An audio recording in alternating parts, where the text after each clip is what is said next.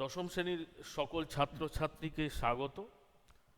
আশা করি তোমরা ভালো আছো। আর পরীক্ষার জন্য বিশেষ চিন্তা করো না, পরীক্ষার ব্যবস্থা সিবিএসসি ঠিক নেবে।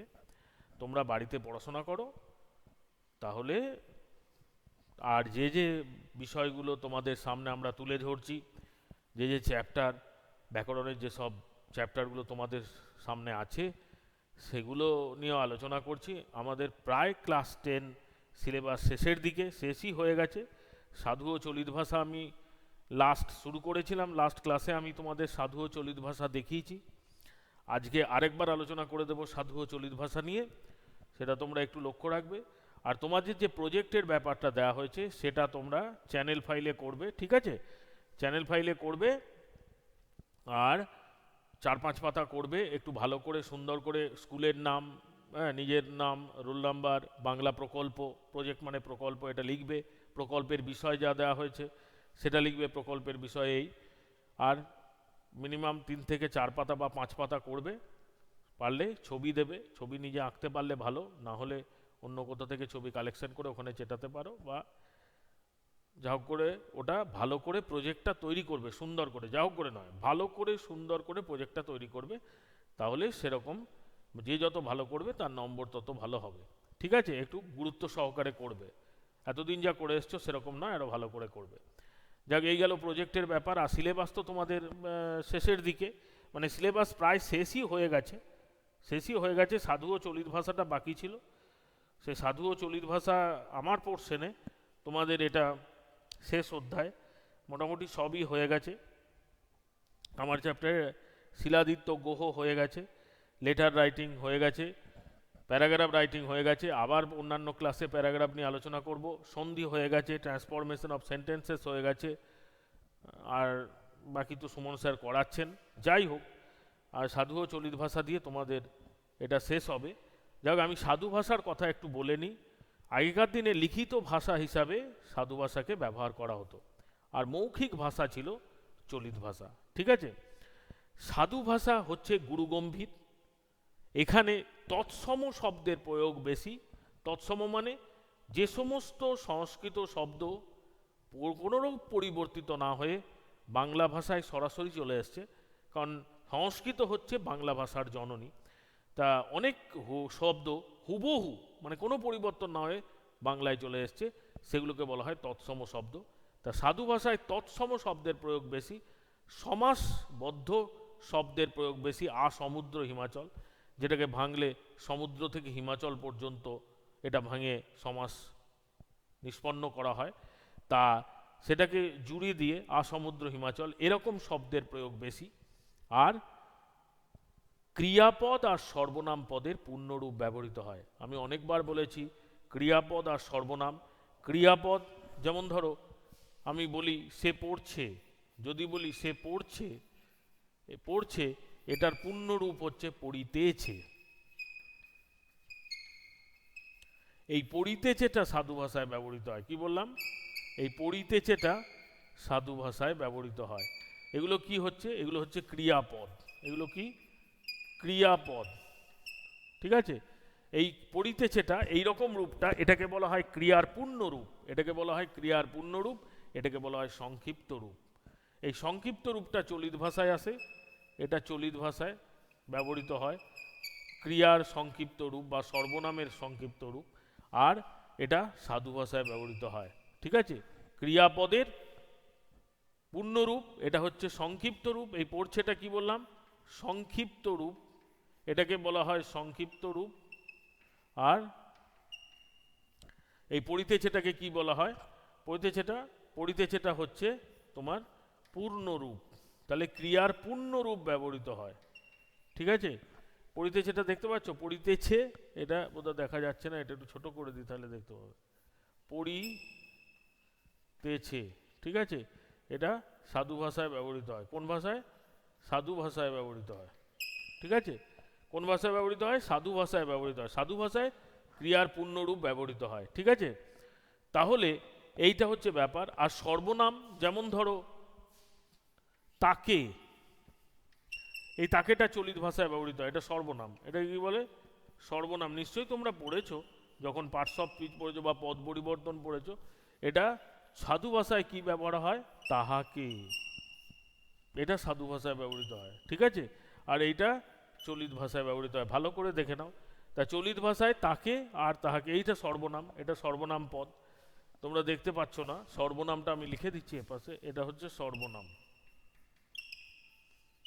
এবার নিশ্চয়ই দেখতে পাবে, ঠিক আছে? এটা হচ্ছে সর্বনাম। তাকে থেকে তাহাকে, এই তাহাকেটা কিন্তু সাধু ভাষায় ব্যবহৃত হয়, ঠিক আছে? এটাকে সাধু ভাষায় ব্যবহৃত হয়। ক্রিয়ার আর সর্বনামের পূর্ণরূপ, ক্রিয়াপদ আর সর্বনামের পূর্ণরূপ। তাহলে তোমাদের যেটা করতে হবে পরীক্ষায়, সেটা হচ্ছে যে অন্যরূপ, এই যে তৎসম শব্দ, তদ্ভব শব্দ, এগুলোকে পরিবর্তিত করতে হবে। এমন কোনো বিশেষ মানে দিকে নজর না দিলেও হবে, তোমাদের কিন্তু মূল চোখটা থাকবে, যেটা পরিবর্তন অবশ্যই করতে হবে, সেটা হচ্ছে ক্রিয়া আর সর্বনাম। যদি না মনে থাকে যে অনতি দূরে একটি কাঠ পড়িয়া আছে, তো অনতি দূরে মানে বেশি দূরে নয়, এটা তোমাদের অনতি দূরেই লিখলে হবে, কিন্তু পড়িয়া আছে সেটা পড়ে আছে লিখতে হবে, কিন্তু এটা কিন্তু পরিবর্তন করতে হবে। বা পড়ে আছে বললে পড়িয়া আছে লিখতে হবে, আর এটা মনে রাখতে হবে কিন্তু। তাহলে ক্রিয়া আর সর্বনামটাকে তোমাদের মোটামুটি পাল্টাতে হবে। এইটাই হচ্ছে সাধু ভাষা থেকে চলিত ভাষায় পরিবর্তন। তোমাদের এইটাই আসবে পরীক্ষায়, এইটাই আছে, সাধু ভাষা থেকে চলিত ভাষায় পরিবর্তন। যেমন একটা দেখায়, তাহলে তোমরা বিষয়টা পরিষ্কার হবে।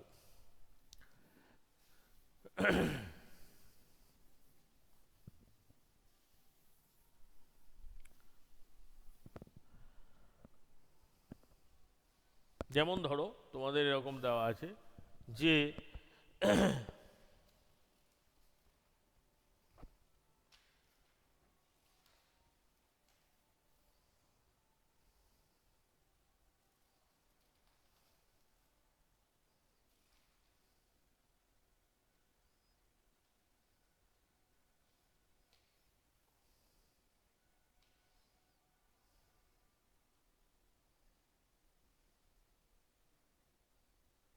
যেমন ধরো অশ্বারোহী, এটা যেমন লেখো অশ্বারোহী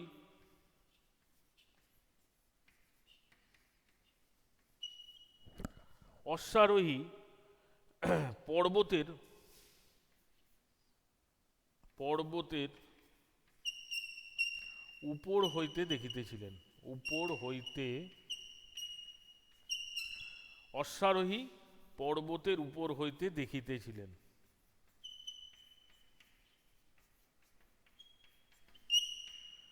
তাহলে এতে দেখি বুঝতে পারছো, যেহেতু ক্রিয়াপদটা দেখো পূর্ণরূপ আছে, তাই এটা সাধু ভাষা।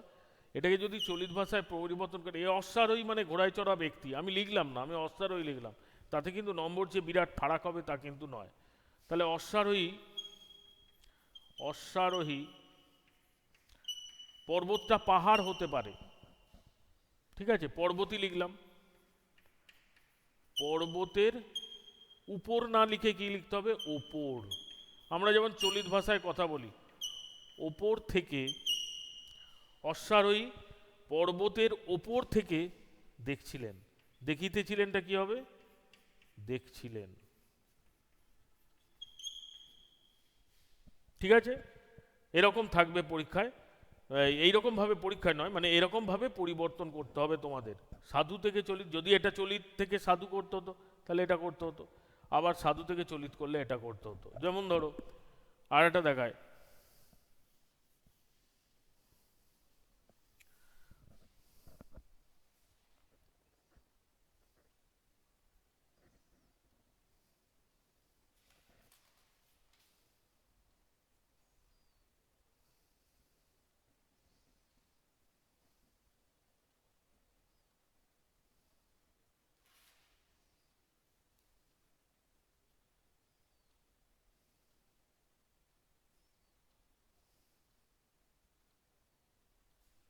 এখন এখন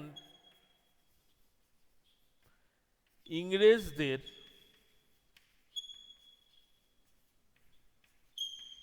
শাসনকালে